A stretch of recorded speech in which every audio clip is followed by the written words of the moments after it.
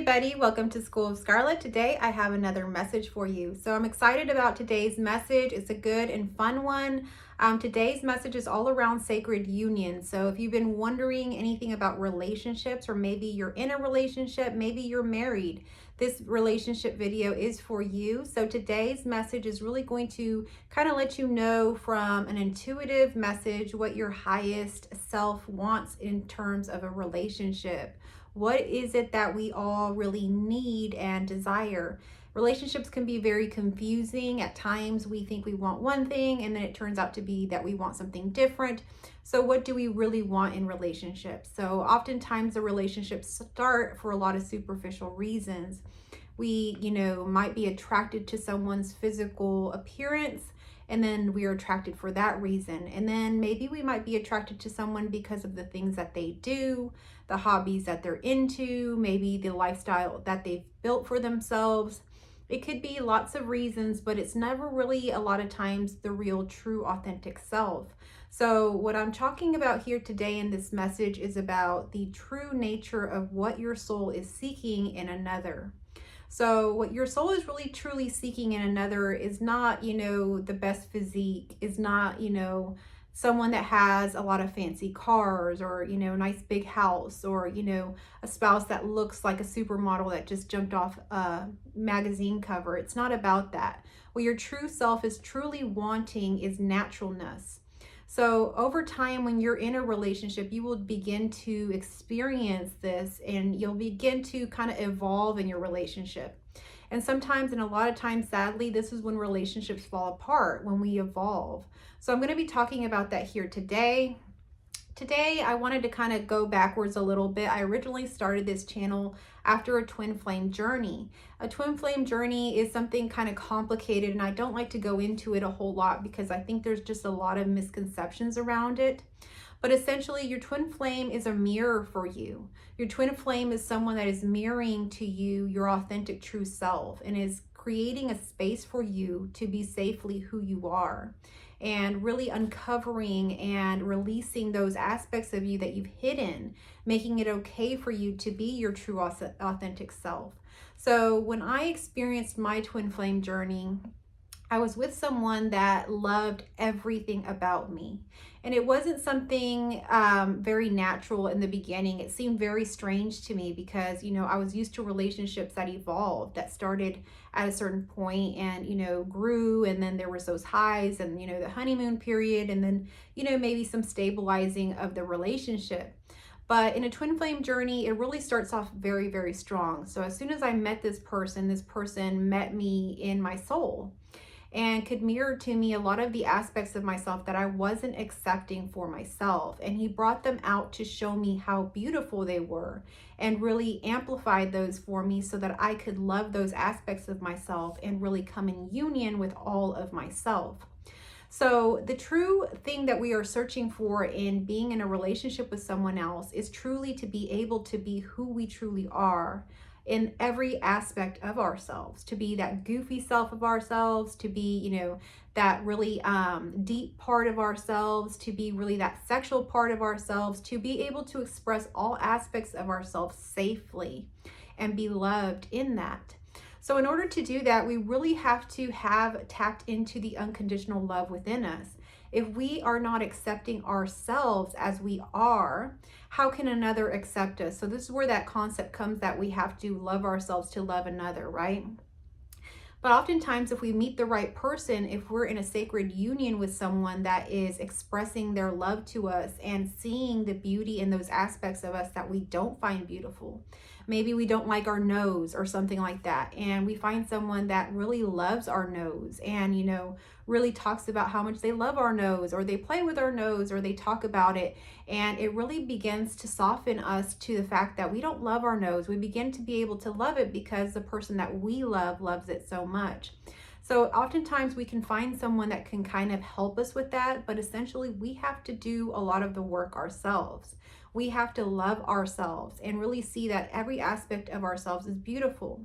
So if you think back on relationships or crushes that you've maybe had, you've really loved the other person, right? Or you've seen like even flaws, you've loved them, and people are saying, love is blind, or people around you are saying, how could you love this person? They have this problem or they have this flaw. But somehow or another, because you care for them so much, you don't see that flaw. And so you're able to overlook that flaw, or you're able to even love that flaw. And it's not really a flaw. You see, we're all unique and different, and no one is the same. So when we can see that in another, that is when we can be that way with ourselves. So it's time to really accept ourselves. If there's something about yourself that you're not accepting, it's time to loosen that grip on the judgment around it. Let yourself love yourself fully. Let yourself explore those aspects of yourself that you don't love so much. Be yourself. Because essentially in a relationship, what you're going to want to do is uncover every aspect of yourself, take off every mask. Because, to be in a relationship with someone, we can kind of, be our made up self. Oftentimes in the beginning of relationships, when we go on dates, we dress in our nicest clothes. We put on our makeup, our hair. If you're a man, you put your cologne on, or your nicest clothes, your nicest watch, whatever. But essentially, at the end of the day, what you want to be is be yourself. It's not that you want to be all made up or having to put on a show, or, acting like you're doing some sort of interview all of the time. You want to truly relax in the being of another. And so the ultimate goal of your highest self in a relationship is to be natural, to be able to put your hair down, take your makeup off, play, have fun, explore, go deep with each other, have conversations that go deeper, have intimate relationship that goes deeper and, explores and evolves over time. You don't really want to stay in that superficial stage of dating or keeping up the appearances. That's not really what we want. So what I want to present to you today that kind of came through in today's intuitive message was I saw a temple. And I saw a temple that we are for each other. So it was like two temples, and it sounds probably quite strange, but instead of it being two people, it was like two temples, and they were coming together. And those two temples were offering things to each other. So it's like you find another to really bring your flowers to them, to lay down those flowers, to light that candle, to amplify their beauty. And in turn, they amplify your beauty. They kind of bounce or mirror off of each other. So if you're thinking about your relationship, the highest self is wanting to come through to really share with you that what you're sharing in a relationship is really amplifying each other's beauty, amplifying each other's divine nature, amplifying each other's authenticity rather than diminishing it. So if you find yourself in a relationship today that is not helping you grow, that is not helping you to evolve, that is not fertile soil, or even at all nourishing, then it's time to re-examine that relationship. And any relationship can transform and change. So it's not to say to leave that relationship. All relationships come with challenges and areas for growth. And they do that because that's how we learn, how we grow. So we can take many paths in life into how we come to our authentic self. Some of us might go through some spiritual journey, or, go through, some courses, or, maybe we go through the hardships of life and life just shows us. But a lot of us, when we're in relationship, it's a part of a component that is helping us to evolve to our highest self. So you may definitely experience some challenges. And if you're experiencing those challenges now, don't see them as something bad for you, unless they're truly harming you in some way, in some abusive way, then really truly they're there for you to grow, to reflect to yourselves how you're not loving yourself, or how you're not accepting something about yourself or the other. Maybe it's that you have to drop judgments, and maybe it's not just about yourself, maybe it's about the other as well. And this is why in this time, in this day and age, things like counseling, things like inner work are so good for us, because they help us to go inward and to really work on those things for ourselves. And in turn, they actually do change our environment, the people around us, the experiences that we have, the relationships that we have. They begin to evolve and flourish in kind of this magical way. So we really are each other's lighthouse. We need to kind of point the way at times. So if you find yourself with someone that is willing to grow with you, even if the relationship is not perfect right now, as long as they're willing to grow, or to help you through these challenges and you help the other, then you're on the right path. If you find yourself with someone that does not want to grow, does not want to evolve, it has no interest in going deeper or even going into inner work or anything like that, then it's time to really reflect on that relationship. Is it something that is serving you in this time, or is it something that you have to let go of?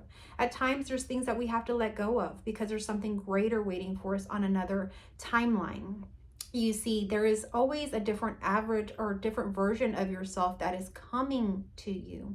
And that different version of yourself always comes at a different way. So sometimes the characters change in that timeline. Sometimes there's people that aren't meant for that timeline to come with you. So there might be people that you have to let go of here and now, but you actually get to choose. So if you want to work things out with whoever that you're with, you can definitely try that. You can definitely attempt that. In doing so, make sure that you're loving yourself so that that relationship evolves in a way that's beautiful and can help and support you.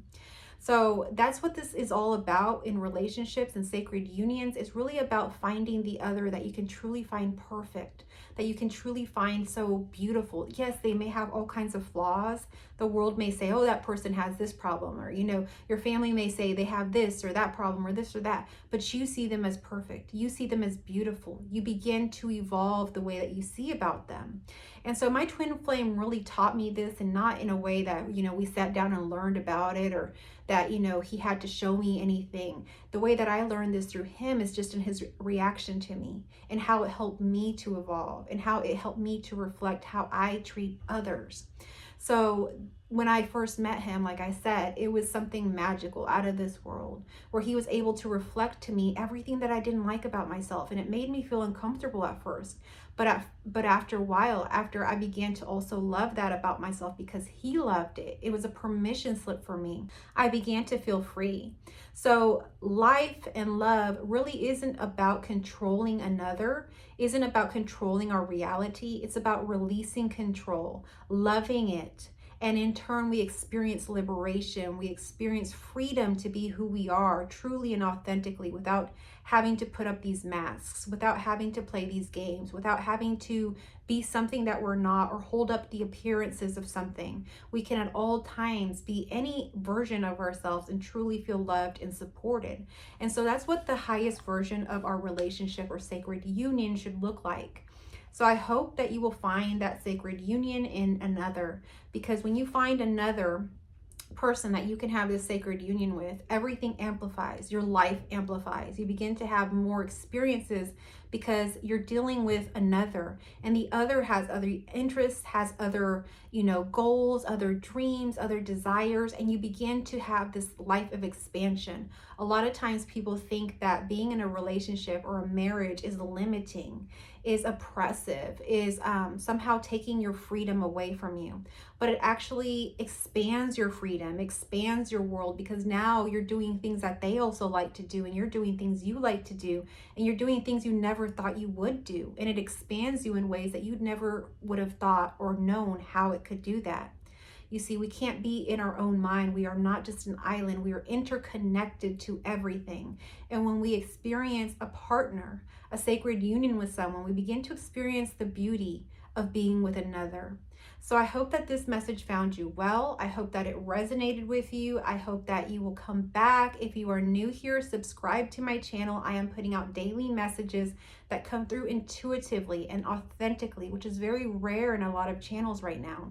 So go ahead and hit that subscribe button. I would love to see you come back here. If you'd like to connect with me further, if you'd like a one-on-one session, if you'd like to learn about my courses or my books or any of that stuff, check out my description. I have my links in there, and I will link some things in the comments down below if you are interested. Thank you again for watching. I'll catch you on the next message. I love you all.